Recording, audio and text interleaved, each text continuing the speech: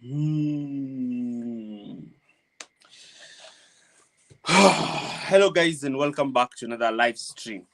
Another live stream in our channel as we talk about the match that we've just witnessed now. And Chelsea have won away at Copenhagen.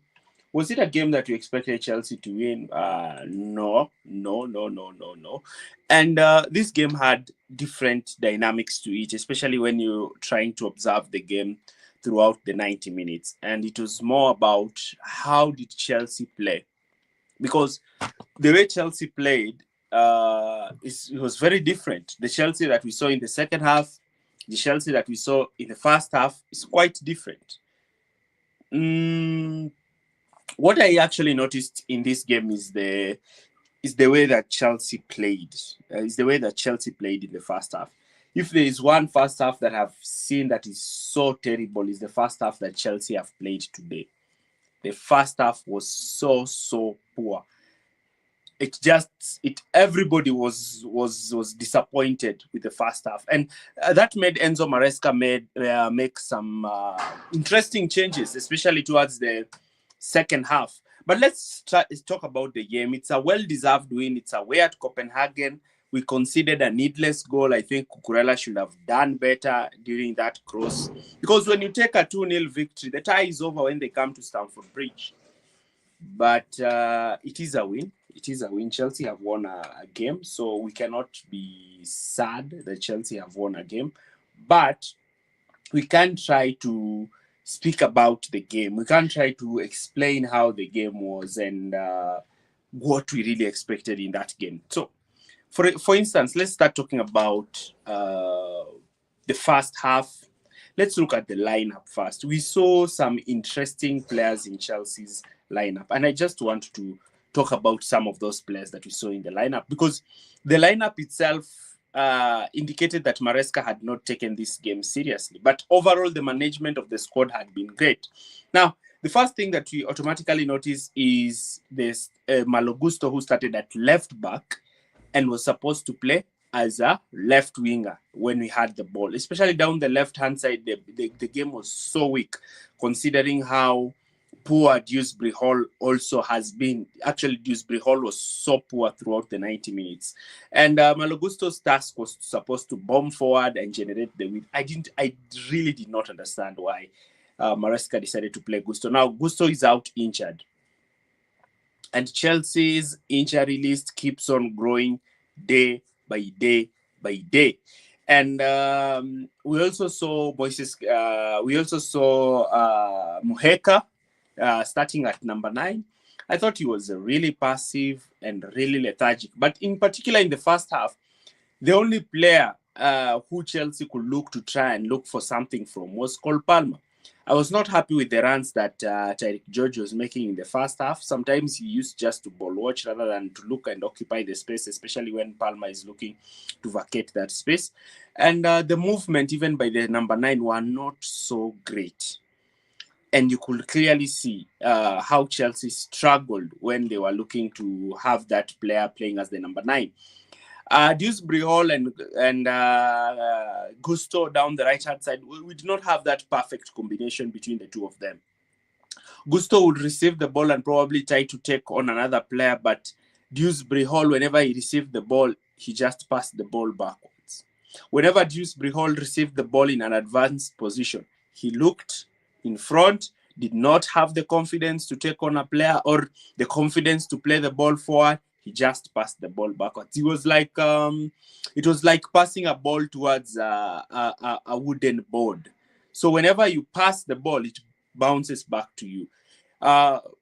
Dewsbury Hall was acting like a boomerang. Whenever the ball is thrown at him, it comes back to the person who passed the ball. And it annoyed me, and it annoyed a lot of fans.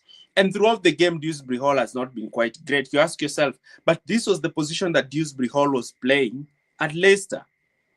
But here we are, he's not doing it. So I really am happy for the win, because remember, Chelsea need as many wins as possible, because Chelsea need to win the next 2 games before they go into the international break. for the confidence of the team. For the confidence of the team. I was having that weird feeling that probably we would get a draw. Maybe they could score towards the latter stages of the game, but we were lucky. The second goal by Fernandes was heavily needed because remember, Chelsea is that team that has not kept a clean sheet. Chelsea have not been great on keeping clean sheets, and we didn't do that. And we need to score 2+ goals, more than 2 goals, so that we are able to be confident that we can win the game. And Copenhagen scored. If probably they equalized, but again, at least it's good that we started the game away. So when they come to Stamford Bridge, Chelsea should just like to look to try and win that game 3-0 or probably 4-0, and we'll be into the next round. I also need to talk about the game management by Enzo Maresca, about some key players. Today we have seen Reece James play a full 90. Now, we need Reece James in the weekend against Leicester because Malo Gusto is out injured. Reece James has played 90 minutes. Will Reece James be able to play on Sunday? Another 90 minutes because Gusto is out injured. We don't know if Gusto will be able to play on Sunday. So it's leaving us in a very tricky position because or we are going to have Trevor Chalobah playing at right back. Okay, I see how Maresca can manage this on Sunday. He can probably play Chalobah, Tosin, and Colwill as defenders, and Marco Correa as a left back. Then play Fernandes and Enzo Fernandes and Caicedo in that midfield. And then he can look to play Sancho and Pedro Neto. I didn't see Neto. Oh, Neto was there. So he can play Neto in that lineup, and then he can play Palma. And so there are ways that Maresca can manage Sunday's game. But I'm saying this in particular. These games will be very important for Chelsea. The next 2 games are very important for Chelsea. Why? Because this squad needs that encouragement. This squad needs that belief. This squad needs that win. I talked about the Conference League. I said the Conference League is a cup that Chelsea are heavily favorites to win. So Chelsea should move and try to win this trophy. You saw Begdad Bali was in the game today. It showcases that the club are taking this competition seriously. Chelsea can only salvage their season by probably finishing in the top 4 and winning the Conference League. Because when you win the Conference League, you're able to build that winning mentality on players. I know the Conference League is very insignificant when you look at the wider range of things. But here is a club that has not won a trophy since 2022. The last time Chelsea won a trophy was was the Club World Cup. And I talked about in my previous video today, I talked about the Club World Cup. I said how Chelsea are in a strong position to actually be better off financially with a potential. Chelsea have a potential to have close to 350 million euros at the end of the Club World Cup. If they get the Champions League, if they win the Conference League, and if they're able to advance towards the deeper stages of the Club World Cup, then Chelsea can be financially secure, and probably Chelsea can procure a good number 9 who will be able to deputize or lead Jackson in that team. Then Chelsea can also look to assess their goalkeeping situation as well as their centre-back and central midfield position. The second half was very interesting with the way Chelsea came out. I saw Maresca making 3 substitutions, and I really liked the way he moved fast. Nkunku came on, Enzo Fernandez came on, and Nkunku, Enzo Fernandez, and who else? And Colwill came in. So the substitution for Colwill was because Benoit had just come from injury, so Benoit was being reintegrated back into the team so that he can be fit enough. So the substitution is well understood. And also the substitution of, we really needed to substitute the striker and bring in Nkunku, because I told you the striker was not playing a lot, quite better. Somebody's talking about majority of Chelsea players lack the seriousness. I was really unimpressed with the way the young number 9 was moving. He was very slow. Nkunku looks tired. I don't know why Nkunku is always tired. You are an athlete. You are paid a lot of money. Why are you always tired? I've always noticed Nkunku has this weird body language. He's always tired on the pitch. I'm asking myself, even if he comes as a sub in the 80th minute, he's tired. Is it the way he plays or what is it? Because sometimes I just see the ball being passed in front of him and he does nothing. We are really, really suffering because of the lack of number 9. Because if we have Jackson in the team, we don't have to suffer Nkunku. And it's not like Jackson is the answer to all our problems. It's just because that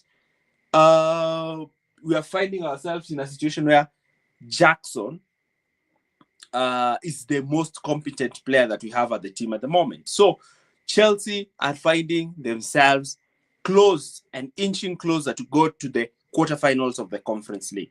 This league is very important for Chelsea, and it's very easy for Chelsea to win it. Another thing I've noticed in this game is the way Maresca has put Chelsea to play. Chelsea are playing that simple one-touch passing, one-touch passing, one-touch passing, one-touch. There's nothing when it comes to trying to overall create chances. And when we see Chelsea looking threatening is when Chelsea move the ball fast. The way we used to play under Pochettino, we used to move the ball fast. But with Enzo Maresca, he has introduced this thing called controlled possession. So you're finding Chelsea just holding on to the ball, looking to bait the opponent to the press. And then the opponents realize that this Chelsea team is low in confidence. That's why we tried to play like that in the first 20 minutes. Then Copenhagen received the ball. And then they started to get at Chelsea because they realized that, okay, these guys are just here and they are very low in confidence. And they started to apply a lot of pressure and started to put a lot of pressure on Chelsea because Chelsea don't even trust their tactics now. There are lots of passes, lots of sideways, backward passes, sideways, backward, sideways, backward, sideways, backward. Even when a player has an opportunity to advance with the ball forward, he just looks and passes the ball backwards. And that's a lack of confidence. And is the manager telling them because you're not looking to try and impose yourself in the game? Is that giving Chelsea that idea that is it giving the players the lack of confidence that we are seeing in the team? Because how can a team be so low in confidence that even the attacking players are not confident in taking the ball, looking to carry the ball, and looking to try and move with the ball forward? So it's really challenging trying to understand where Chelsea are. And this is something that Maresca needs to change. We are not going to always face teams that will come at us, teams that will be looking to impose themselves on Chelsea. No. Sometimes you'll face teams that are seated in lower blocks. That's how we suffered when we played against Brighton. Remember, in the first half, we left the first half without a shot on target. The number of players occupying the spaces in behind the line was few. The number of players who are making runs was few. So we cannot rely on this lethargic possession-based system. Even Pep Guardiola, the possession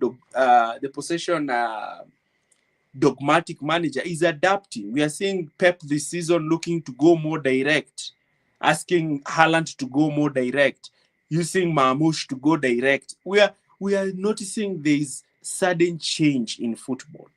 People are starting to abandon this structure kind of football. People are moving into quick movements with the ball. So what I'm seeing now is really, really, really, really bad.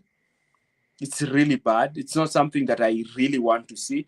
And hopefully, we are able to change the way we play. I changed it. It's 1-2. I know it's 1-2. So that is what I'm talking about. This has not been quite the best scenario. So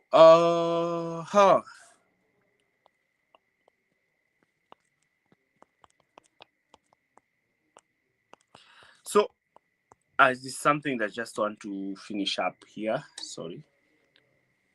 So that is what actually came out in this first half. So Chelsea are not very strong. Chelsea, the number of passes they are making is too much passes. It's needless. Be more direct, move the ball much quicker, have players making runs off the ball.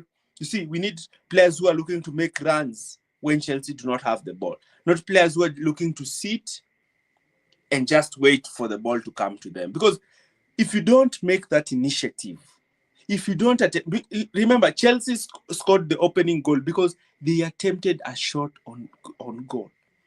Have shots on target. The more you have shots on target, the better. There's something that I saw today, and it really pissed me off.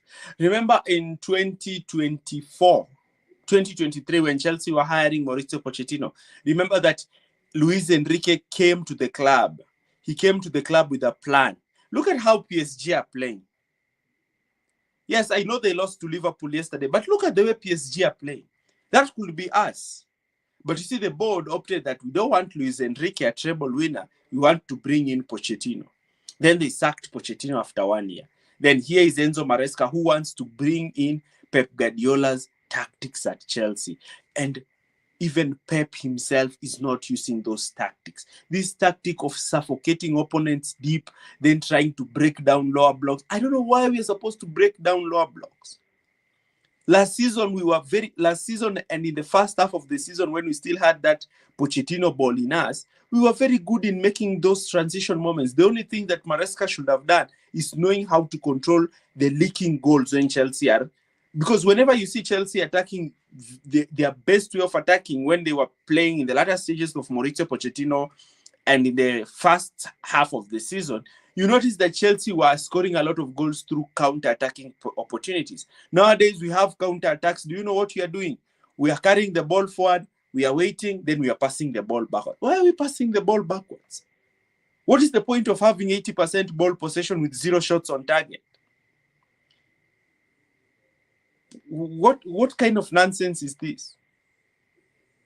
It's like opening a shop, then not restocking a shop because you are afraid that if you stock that shop, you might like customers and the goods that you've put in the shop might go bad. It's totally pathetic. But Chelsea have won the game. We should be positive that Chelsea have won the game. But again, we saw what has happened here. So we will not be fooled on Sunday. We are very keen on Sunday. The board needs to know that we know what is happening. I like this live stream, and hopefully we can do more. See you again in the next video.